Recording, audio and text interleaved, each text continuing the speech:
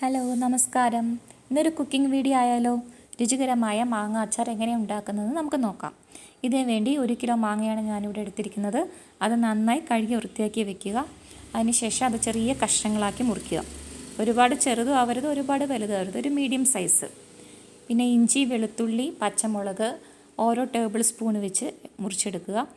2 തണ്ട് കറിവേപ്പില, അതുപോലെ 2 ടീസ്പൂൺ കടുക്, ആവശ്യത്തിന് ഉപ്പ്, വിനാഗിരി, നല്ലെണ്ണ ഒരു 100 മുതൽ 200 ml വരെ മാങ്ങാച്ചാർ ഉണ്ടാക്കാൻ വേണ്ടി വരും. കഴുകി വെച്ച മാങ്ങാ കഷ്ണങ്ങളിലേക്ക് അച്ചാർ പൊടി ചേർക്കുക. ഒരു 8 ടേബിൾ സ്പൂൺ അച്ചാർ പൊടിയാണ് ഞാനിതിനകത്ത് ചേർത്തിരിക്കുന്നത്. ഞാനിവിടെ അജ്മിയുടെ അച്ചാർ പൊടിയാണ് എടുത്തിരിക്കുന്നത്. നിങ്ങൾക്ക് ഇഷ്ടമുള്ള അച്ചാർ പൊടി എടുക്കാം. ഞാനിവിടെ ഇതാണ് യൂസ് ചെയ്തിരിക്കുന്നത്. ഇതിൻ്റെ കൂടെ ഞാൻ 2 ടീസ്പൂൺ ഉപ്പും കൂടെ ചേർക്കുന്നുണ്ട്. അപ്പോൾ പെട്ടെന്ന് നമുക്കൊരു മാങ്ങാച്ചാർ ഉണ്ടാക്കണമൊക്കെ തോന്നിയിട്ടുണ്ടെങ്കിൽ ഇങ്ങനെയൊക്കെ ഉണ്ടാക്കാം. അച്ചാർ പൊടിയൊക്കെ ഇട്ടിട്ട് നമുക്ക് വേഗത്തിൽ ചെയ്തെടുക്കാവുന്നതാണ്. ഇത് ഒരു ദിവസം കഴിഞ്ഞ് നമുക്ക് ഉപയോഗിക്കാം. ഇത് നന്നായിട്ട് മിക്സ് ചെയ്യുക. അച്ചാർ പൊടിയും ഉപ്പും ചേർത്ത് മാങ്ങാ കഷ്ണങ്ങൾ നല്ലോണം മിക്സ് ചെയ്ത് വയ്ക്കുക. ഒരു 10 മിനിറ്റ് മിക്സ് ചെയ്തിട്ട് വേണം വയ്ക്കാൻ.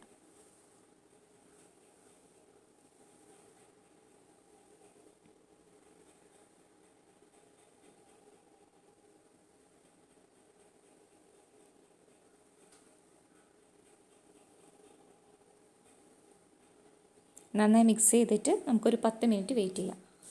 10 മിനിറ്റിന് ശേഷം ചീനച്ചട്ടി ചൂടാക്കി അതിൽ നല്ലെണ്ണ 100 ml ഒഴിക്കുക.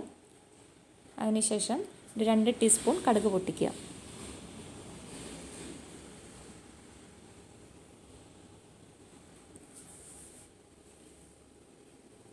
കടുക് പൊട്ടിത്തുടങ്ങുന്നുണ്ട്.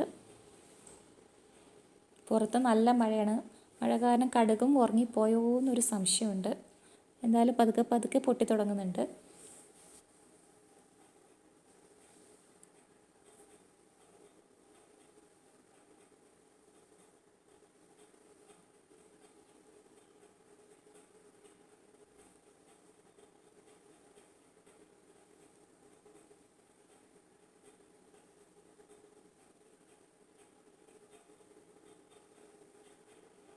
കടുക് ഇപ്പം നന്നായി പൊട്ടുന്നുണ്ട്.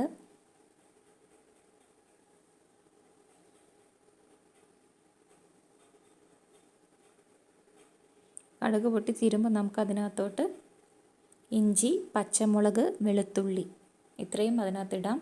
അതുപോലെ 2 തണ്ട് കറിവേപ്പില അതും കൂടെ ഇതിനകത്ത് ഇടാവുന്നതാണ്. ഈ സമയത്ത് ഫ്ലെയിം ലോ ടു മീഡിയം ഫ്ലെയിമിൽ വെക്കുന്നതായിരിക്കും നല്ലത്.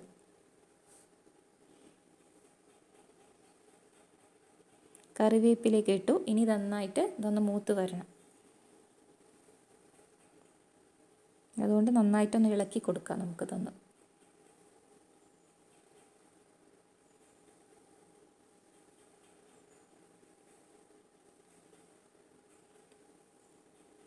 ലോ ടു മീഡിയം ഫ്ലെയിമിൽ വേണം ഈ സമയത്ത് തീ വയ്ക്കാൻ.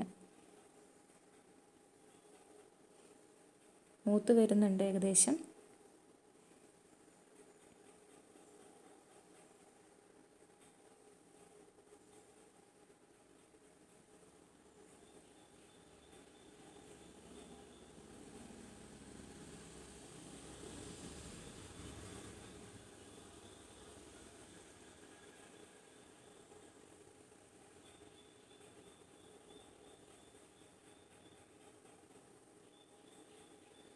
ഇനി ഇത് മൂത്ത് കഴിഞ്ഞു. ഇതിനകത്തേക്ക് നമുക്ക് നേരത്തെ യോജിപ്പിച്ച് വെച്ച മാങ്ങാ കഷ്ണങ്ങൾ ഇട്ടുകൊടുക്കാം.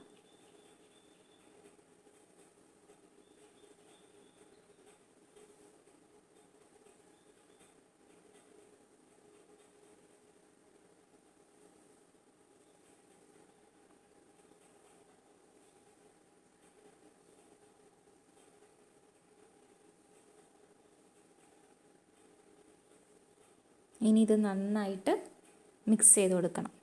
എല്ലാത്തിൻ്റെയും ടേസ്റ്റ് എന്ന് പറയുന്നത് മിക്സിങ്ങിലാണ്. അപ്പോൾ അതുകൊണ്ട് ഇത് നന്നായിട്ടൊന്ന് മിക്സ് ചെയ്യാം. ഉള്ളം എന്നൂരിലെ പാടൽ എന്നും തേരിലെ നാനും കനവുകൾ രാജഭവനികൾ പോകിன்றதே. നന്നായിട്ട് മിക്സ് ചെയ്യുക. ഈ സമയത്ത് നമുക്ക് വിനാഗിരി ഒഴിച്ചു കൊടുക്കാം. മിക്സ് ചെയ്ത ശേഷം കുറച്ച് വിനാഗിരി നമുക്ക് ഒഴിക്കാം.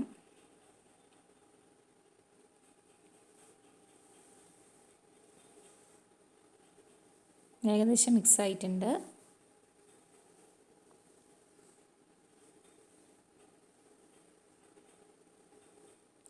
ഇനി ഇതിനകത്തേക്ക് കുറച്ച് വിനാഗിരി ഒഴിക്കാം.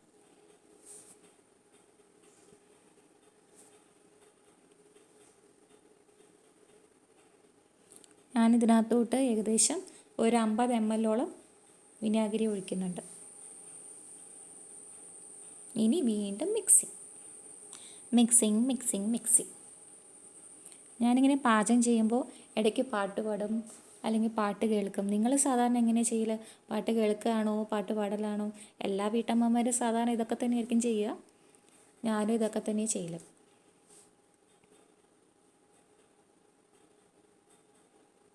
പുറത്ത് നല്ല മഴ, നല്ല പാട്ട് കേൾക്കാനും രസം, പാട്ട് പാടാനും രസം. നമുക്കിതിൻ്റെ ഉപ്പൊന്ന് നോക്കാം. ഉപ്പ് കുറച്ച് കുറവുണ്ട്. ഒന്നും കൂടെ നോക്കുന്നുണ്ട് ഉപ്പ് ശരിയാണോ എന്ന് അറിയാനായിട്ട്. അപ്പോൾ ഇത്തിരി കുറവ് തോന്നുന്നുണ്ട്. അപ്പോൾ നമുക്കിതിനകത്തോട്ട് കുറച്ച് ഉപ്പ് ചേർക്കാം. പുളിയും കുറവ് തോന്നുന്നുണ്ട്. അപ്പോൾ നമുക്ക് വിനാഗിരിയും കൂടെ ഇതിനകത്തോട്ട് ചേർക്കാം. അപ്പോൾ ഞാൻ ഇതിനകത്തോട്ട് 1 ടീസ്പൂൺ ഉപ്പ് ചേർക്കുന്നുണ്ട്. നേരത്തെ ഞാൻ മാങ്ങാക്കൂട്ടിൽ 2 ടീസ്പൂൺ ഉപ്പാണ് ചേർത്തിരിക്കുന്നത്. ഇപ്പോൾ 1 ടീസ്പൂൺ കൂടെ ചേർത്തിട്ടുണ്ട്. മൊത്തത്തിൽ 3 ടീസ്പൂൺ. പിന്നെ നേരത്തെ 50 ml ചേർത്തു. ഇപ്പം വേറെ ഒരു 50 ml കൂടി ചേർത്തിട്ടുണ്ട്. മൊത്തത്തിൽ 100 ml വിനാഗിരിയാണ് ഉപയോഗിച്ചിരിക്കുന്നത്. എരിവ്, ഉപ്പ് അത് നിങ്ങൾ മിക്സ് ചെയ്യുന്ന സമയത്ത് മാങ്ങ നമ്മൾ യോജിപ്പിക്കില്ലേ, ആ സമയത്ത് കുറച്ചായിട്ട് മുളക് പൊടിയും അതുപോലെ തന്നെ അല്ലെങ്കിൽ അച്ചാർ പൊടി അത് നിങ്ങൾ നോക്കുക. അതുപോലെ ഉപ്പും തന്നെ നമ്മുടെ ആവശ്യാനുസരണം നമ്മൾ നോക്കിയിട്ട് യോജിപ്പിക്കുന്നതായിരിക്കും കുറച്ചുകൂടെ നല്ലത്. ഇങ്ങനെ കൂടിക്കഴിഞ്ഞിട്ടുണ്ടെങ്കിൽ അത് പ്രശ്നം. ഇവിടെ വീട്ടിലാർക്കും അധികം എരിവൊന്നും പറ്റില്ല. അപ്പോൾ ഞാനത് കുറച്ചിട്ടാണ് ഇട്ടിരിക്കുന്നത്. അപ്പോൾ നിങ്ങൾ എരിവും ഉപ്പും എല്ലാം ഇടുന്ന സമയത്ത് നോക്കുക, അതിനനുസരിച്ച് ചെയ്യുക. എന്നിട്ട് നന്നായി മിക്സ് ചെയ്ത് കൊടുക്കുക. ഇപ്പം മാങ്ങ അച്ചാർ റെഡി ആയിട്ടുണ്ട്. ഉപ്പൊന്നും കൂടെ നോക്കാം. ഇപ്പം ഉപ്പും പുളിയും എല്ലാം നല്ല കറക്റ്റായിട്ടുണ്ട്.